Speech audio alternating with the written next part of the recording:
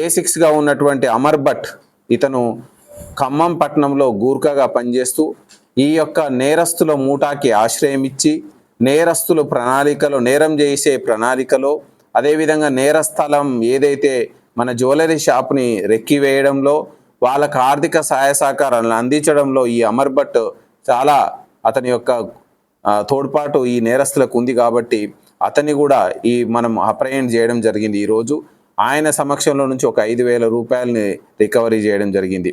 ఇందులో గమనిస్తే ఈ 5 నేరస్తులు ఎవరైతే ఫిజికల్గా మనకు నేరంలో పార్టిసిపేట్ అయినారో అందులో 3 నేపాల్ దేశానికి చెందినటువంటి వాళ్ళు, 2 వెస్ట్ బెంగాల్ రాష్ట్రానికి చెందినటువంటి వాళ్ళు.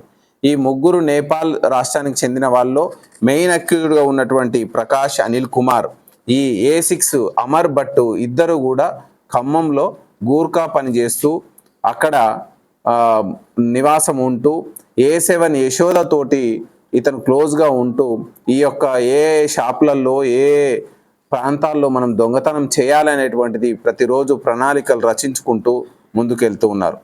ఈ క్రమంలో A1 ఎవరైతే ప్రకాష్ అనిల్ కుమార్ ఉన్నారో ఇతను ఇంకా నేపాల్ నుంచి 2ని పిలిపించుకొని అదేవిధంగా బెంగాల్ నుంచి ఇంకొక 2ని సమకూర్చుకొని ఈ నేరానికి ఫిజికల్గా మనం 21వ తారీఖు రోజు మన సూర్యాపేట పట్టణంలో ఉన్నటువంటి జ్యువెలరీ షాపులో దొంగతనానికి పూనుకున్నారు.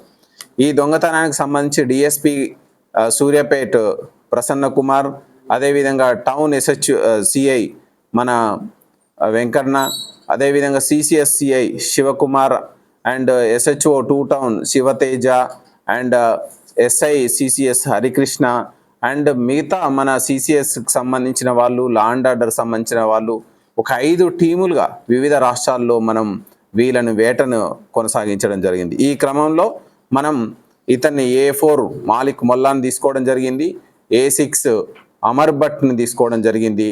మిగతా అక్యూజులను కూడా ట్రేస్ అవుట్ చేయడానికి మనం ఇంకా టీములు కంటిన్యూ అవుతున్నాయి. ఖచ్చితంగా మనం మిగతా అక్యూజులందరినీ పట్టుకొని మన దగ్గర పోయినటువంటి సొమ్మును రికవరీ చేయడానికి మన పోలీసు ప్రయత్నం చేస్తూనే